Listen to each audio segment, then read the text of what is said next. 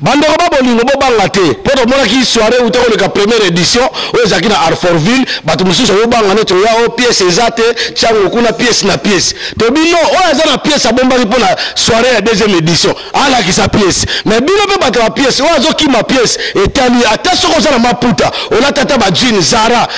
équipé te et puis la kati ya fête ya bana chango soirée bana chango to pekisi mutu te atozali mona matete limete lemba bandal kitambo lingwala ngiri partout na Kinshasa yaka na yo parce que biso tout ba kinois biso tout ba congolais zaka une partie à Kinshasa za une partie à Congo démocratique alors yango ba babike surtout ba mama Hollywood ba musique na biso to nango ba mama Hollywood break bayaka tane bayaka olobini ba mama tous ensemble ba mama d'amour original ba mama ba femme de valeur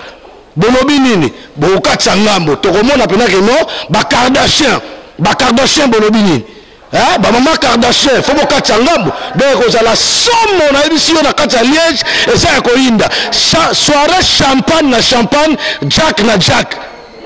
champagne na champagne Jack na Jack donc on va le que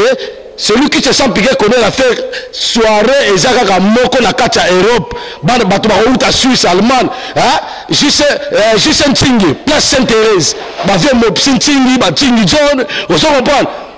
Yuka Bikum Yann Manda est-ce que bolobini ni soirée bana chango la Belgique et baby chango ne tombera jamais ni Saturne mangwa undengi wana